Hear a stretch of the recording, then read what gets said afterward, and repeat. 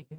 Question है, ऊन से रगड़े जाने पर कोई पॉलीथीन का टुकड़ा 3 × 10⁻⁷ गुलाम के ऋण आवेश से आवेशित पाया गया। मतलब कि कोई पॉलीथीन का टुकड़ा है और कुल आवेश कितना है, तो इतना ऋण आवेश है।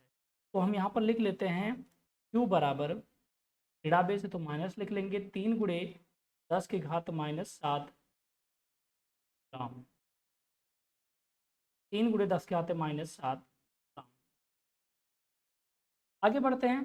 कह रहा कि पहला पार्ट पूछ रहा, स्थानांतरित किस पदार्थ से किस पदार्थ में इलेक्ट्रॉनों की संख्या। मतलब कि ये देखिए, अगर ये ऊन का गोला था, ठीक है, और ये कोई पॉलीथीन था, इस ऊन को पॉलीथीन में रगड़ा गया, जब रगड़ा गया तो इस पर आवेश आ गया। इस पर आवेश कितना आ गया, तो यहाँ पर लिखा गया। तो कितने इलेक्ट्रॉन, जब इसको इसमें रगड़ा गया तो कितना इलेक्ट्रॉन इसमें आ गया, ये पूछ। हम लोग क्या करते हैं, सबसे पहले इलेक्ट्रॉन पर आवेश की बराबर लिख लेते हैं। कितना होता है, 1.6 × 10⁻⁻, गुलाम। ये एक इलेक्ट्रॉन पर आवेश होता है और माइनस होता है, माइनस में लिख लेते हैं। पूछ का रहा कितने इलेक्ट्रॉन, इलेक्ट्रॉनों की संख्या या कितने इलेक्ट्रॉन, यानी एन पूछ, एन क्वेश्चन मार्क हमने लिख लिया।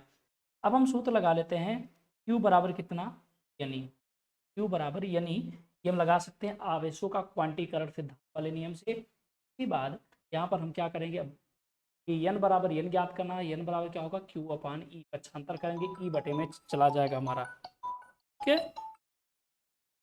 इसके बाद यहाँ पर अब क्या करते हैं, Q का मान रख देते हैं।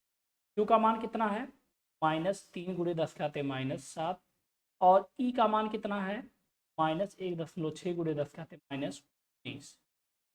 हल करते हैं इसको।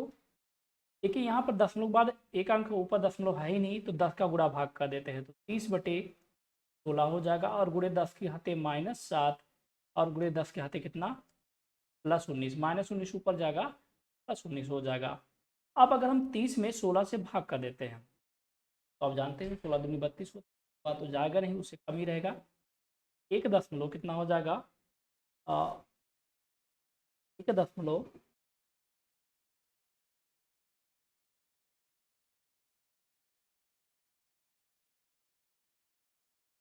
1.8 गुणे 10 की घात कितना हो जाएगा, देखिए -7 है, यहाँ पर कितना हो, 19। 19 में से अगर 7 को घटा देंगे तो कितना बनेगा, 19 में से अगर हम 7 को घटा दें, हमारा आ जाएगा 12, 12 7 19 होता है। ठीक है ना, मैंने भाग कर दिया। अब क्या करते हैं, ये हमारा हो गया आंसर, इतना इलेक्ट्रॉन स्थानांतरित हो जाएगा। देखिए क्वेश्चन में पूछा था कि किस पदार्थ से किस पदार्थ में इलेक्ट्रॉनों की संख्या आकलित कीजिए। तो इलेक्ट्रॉनों की संख्या तो इतना हो गया, 1.8 × 10⁻12। लेकिन किस पदार्थ से किस पदार्थ में, तो एक बात ये जान लीजिए, जब ऊन को रगड़ा गया और ये निगेटिव हुआ है, इसका मतलब इस पर इलेक्ट्रॉन क्या हो गया, अधिक अधिक हो गया। तो अधिक हो गया है, इसका मतलब ऊन से आया होगा ना, किधर से किधर होगा, ऊन से पॉलीथीन में होगा, पॉलीथीन में होगा। उम्मीद करते हैं पहला पार्ट क्लियर हो गया होगा। दूसरा पार्ट, क्या ऊन से पॉलीथीन में संहति का स्थानांतरण भी होता है। संहति मतलब द्रव्यमान, क्या जब ऊन से पॉलीथीन में द्रव्यमान भी जाएगा, बिल्कुल जाएगा, क्योंकि एक इलेक्ट्रॉन का जो द्रव्यमान होता है 9.1 × 10 कितना, -31 किलोग्राम होता है। अब एक बात मुझे बताइए, जब एक इलेक्ट्रॉन का द्रव्यमान इतना होता है और इस ऊन से इसमें इलेक्ट्रॉन गया है, तो जाहिर सी बात है इसका इसमें से कुछ द्रव्यमान भी इसमें गया होगा। तो कहेंगे कुल द्रव्यमान कितना हो जाएगा। सिंपल सी बात कह सकते हैं कि एक इलेक्ट्रॉन का द्रव्यमान और गुणे कितने इलेक्ट्रॉन ट्रांसफर हुए थे, तो 1.8 × 10⁻12। ये बात तो सोचेंगे कि जैसे एक इलेक्ट्रॉन गया गया होता तो इतना द्रव्यमान गया होता, ये जो लिखा गया, 2 इलेक्ट्रॉन गया होता तो दिखाते, यहाँ पर ज़्यादा इलेक्ट्रॉन है तो ये दिखा देंगे। अब गुणा कर लेते हैं, ठीक है ना। इसका हम अगर गुणा कर लेंगे तो हमारा गुणा करने पर कितना आएगा, देखिए दशमलव के बाद इसमें एक अंक है और इसमें दशमलव के बाद कितना है, एक अंक है। दशमलव की टेंशन आप छोड़ दीजिए, इसका जब गुणा करेंगे तो कितना हो जाएगा, 91 × 18, ये हो जाएगा 1638।